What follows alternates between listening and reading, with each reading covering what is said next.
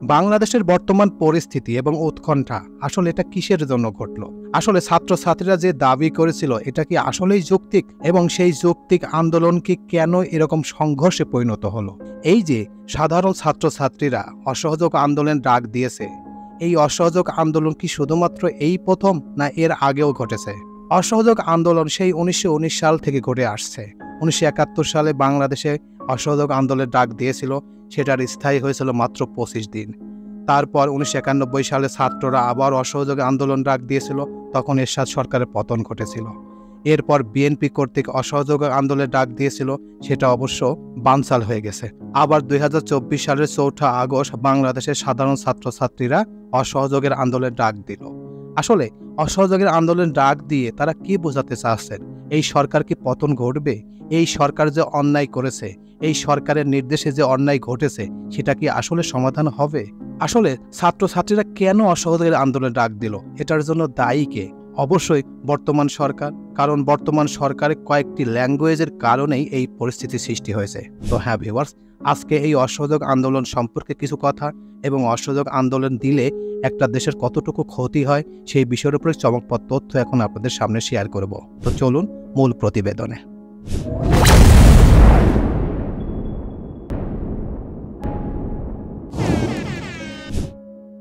ছাত্র আন্দোলন 2024 সালের 1 জুন থেকে এই আন্দোলনের সূত্রপাত।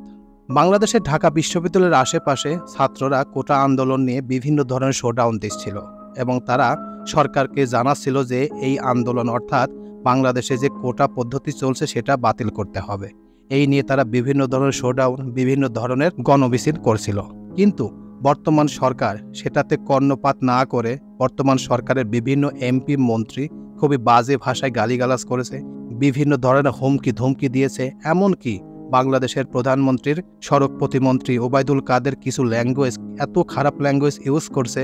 এছাড়া বাংলাদেশের প্রধানমন্ত্রী শেখ হাসিনা সবাইকে রাজাকারের বাদশা বলেছে, অর্থাৎ বাংলাদেশে 2,75,000 ছাড়া বাকি বাংলাদেশে যত নাগরিক আছে সবাই রাজাকার। এই ল্যাঙ্গুয়েজ ইউজ করার পর থেকেই বাংলাদেশে এই পরিস্থিতি সৃষ্টি হয়েছে, এবং এমন পরিস্থিতি সৃষ্টি হয়েছে যে বাংলাদেশে প্রায় অনেক ছাত্রছাত্রী মারা গেছে। সরকারি তথ্য মতে যে তথ্য দিয়েছে এটা সম্পূর্ণ মিথ্যা তথ্য। বিভিন্ন গোপন নথির মাধ্যমে জানা গেছে যে এই সহিংসতায় সাধারণ নাগরিক থেকে ছাত্রছাত্রী সহ মিনিমাম 3 থেকে 4 হাজার ছাত্রছাত্রী মারা গেছে। এছাড়া লক্ষ লক্ষ ছাত্রছাত্রী আহত হয়েছে। আসলে এই যে এত প্রাণহানি, এত মানুষ মারা গেল, এর দায়ভার কে নেবে? অবশ্যই সরকারকে নিতে হবে। সরকারের উচ্চ মহল থেকে বলছে যে এই ঘটনা ঘটিয়েছে জামাত শিবির। আসলে কিভাবে জামাত শিবির করে? জামাত শিবির আজ থেকে প্রায় 18 বছর আগে ক্ষমতায় ছিল। তাদের কি এত পাওয়ার, এত ক্ষমতা, এত শক্তিবল? তাহলে এই যে 17-18 বছর ক্ষমতায় থেকে আপনারা কি করেছেন? এটার জন্য সম্পূর্ণ অন্যায় আপনারা করেন, সেটার দোয়ায় সবকিছু বিরোধী দলকে দেন। বাংলাদেশে কি কোনো গণতন্ত্র আছে? বাংলাদেশে কি গণতন্ত্র নামক যে শব্দটা সেটা কি এখন আছে?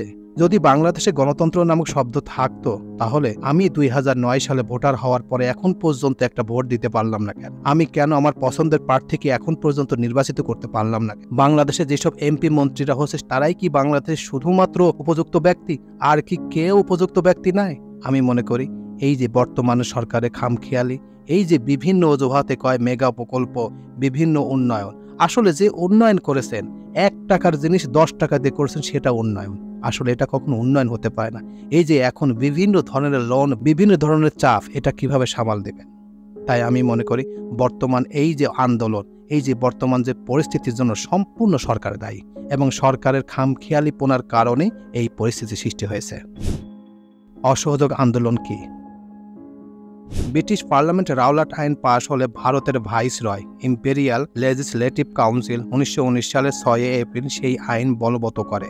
এই আইন বলে ভারতবাসীর উপর দমনমূলক নানান বিধিনিষেধ আরোপিত হয়, সাধারণ মানুষের ন্যায় বিচার লঙ্ঘিত হয়, ন্যূনতম প্রমাণ দাখিল ব্যক্তিকে সেনা, পুলিশ, সাধারণ ভারতীয় ব্যক্তি, কয়েদি সম্পত্তি বাজেয়াপ্ত করার অনুমতি দেওয়া হয়। অধিকন্তু ভারতীয় জনসাধারণের ইচ্ছা অনিচ্ছাকে গুরুত্ব না দিয়ে প্রথম বিশ্বযুদ্ধ ব্রিটিশ কর্তৃপক্ষের একতরফা ভারতীয় সেনা পাঠানোর সিদ্ধান্ত অনেক ভারতবাসীকে ক্ষুব্ধ করেছিল। মোহাম্মদ আলী জিন্নাহ, অ্যানি বেসান্ত, গোপাল কৃষ্ণ গোখলে, বাল গঙ্গাধর তিলকের মতো উদার মধ্যপন্থী নেতাদের আহ্বানে হোম রুল আন্দোলন শুধুমাত্র আবেদন নিবেদন ও রাজনৈতিক সভা সমিতির মাধ্যমে চলছিল। তার এমন কোনো বিধ্বংসী চরিত্র ছিল না যা সরকারি কাজে বিপুল বাধা সৃষ্টি করতে পারে। এবার বাংলাদেশ প্রসঙ্গে আসা যাক। অসহযোগ আন্দোলন 1971 সালের মার্চে পাকিস্তানের সামরিক সরকারের বিরুদ্ধে আওয়ামী লীগ ও পূর্ব পাকিস্তানের সাধারণ জনগণ কর্তৃক পরিচালিত একটি ঐতিহাসিক আন্দোলন। 1 মার্চে পাকিস্তানের জাতীয় পরিষদে অধিবেশন স্থগিতের ঘোষণার পর জনগণের স্বতঃস্ফূর্ত আন্দোলন শুরু হলে আনুষ্ঠানিকভাবে শেখ মুজিবুর রহমানের আহ্বানে 2রা মার্চ অসহযোগ আন্দোলন শুরু হয়ে 25শে মার্চ পর্যন্ত চলমান থাকে। মোট 25 দিন স্থায়ী হয় এই আন্দোলন। আন্দোলনের মুখ্য উদ্দেশ্য ছিল পাকিস্তানের কেন্দ্রীয় সরকার থেকে পূর্ব পাকিস্তানের স্বায়ত্তশাসন নিশ্চিত করা। এই সময়কালে ক্রমশ পূর্ব পাকিস্তানের বেসামরিক প্রশাসনের উপর থেকে পশ্চিম পাকিস্তানের কেন্দ্রীয় সরকারের নিয়ন্ত্রণ প্রায় অচল হয়ে পড়ে। আন্দোলনের এক পর্যায়ে সেনানিবাসের বাইরে পুরো পূর্ব পাকিস্তানে কার্যত শেখ মুজিবুর রহমানের নির্দেশে চলেছিল। এরপর 1991 সালে আবার অসহযোগের আন্দোলনের ডাক দেয় সাধারণ ছাত্রছাত্রীরা। সেই আন্দোলনে স্বৈরশাসক এরশাদের পতন ঘটে। এরপর বিএনপি কর্তৃক অসহযোগের আন্দোলনের ডাক দেয় 2023 সালে। সেটা অবশ্য বানচাল হয়ে যায়। তারপর 2024 সালের 4 আগস্ট বাংলাদেশের সাধারণ ছাত্রছাত্রী আবার অসহযোগের আন্দোলনের ডাক দিয়েছে। আসলে অসহযোগ আন্দোলনের একটাই সূত্র, একটাই দাবি, বর্তমান সরকারকে পতন ঘটাতে হবে। বর্তমান সরকার ক্ষমতায় থাকতে পারবে না, এটাই হচ্ছে তাদের মূল দাবি। এছাড়া সাধারণ ছাত্রছাত্রী যে দাবি করছে, এই দাবি আসলে যৌক্তিক কিনা, এই দাবি মানার জন্য সরকার যদি প্রথম অবস্থায় মেনে নিত তাহলে কি এই সমস্যা সৃষ্টি হতো না। কিন্তু সরকারের অবহেলার কারণেই এই পরিস্থিতি সৃষ্টি হয়েছে এবং এমন পরিস্থিতি সৃষ্টি হয়েছে বাংলাদেশের সাধারণ মানুষ থেকে শুরু করে একেবারে 95% মানুষ এখন সরকারের বিপক্ষে চলে গেছে।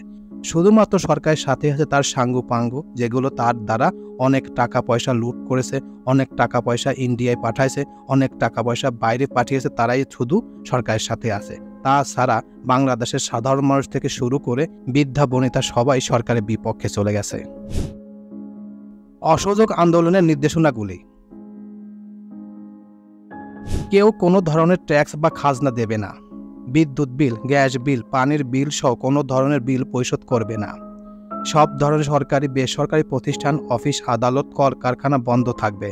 আপনারা কেউ অফিসে যাবেন না, মাস শেষে বেতন তুলবেন।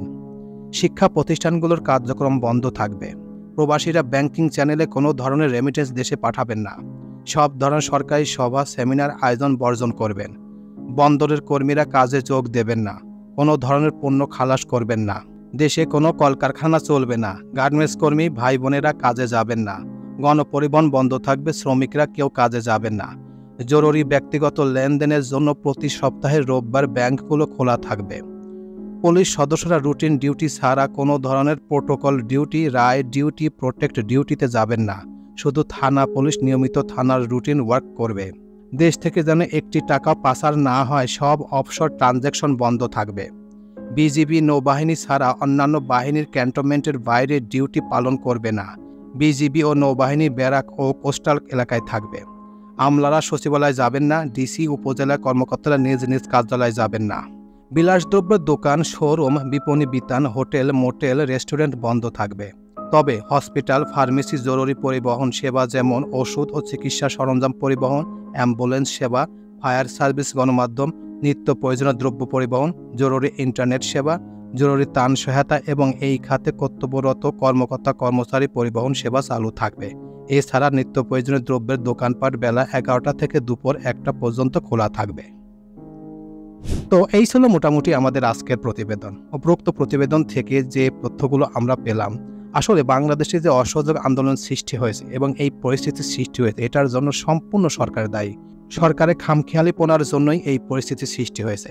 এছাড়া বর্তমান সরকার এবং তার এমপি মন্ত্রীদের কিছু খারাপ ল্যাঙ্গুয়েজের কারণেই এই পরিস্থিতির সৃষ্টি হয়েছে। আসলে অসহযোগ আন্দোলনের মাধ্যমে সরকার পতন ঘটবে কিনা সেটাই এখন দেখার বিষয়। তো এই প্রতিবেদন আপনাদের কাছে কেমন লাগলো? যদি ভালো লেগে থাকে তাহলে অবশ্যই লাইক, কমেন্ট, শেয়ার করবেন। তো সবাইকে ধন্যবাদ জানিয়ে এখানেই শেষ করছি। আল্লাহ হাফেজ।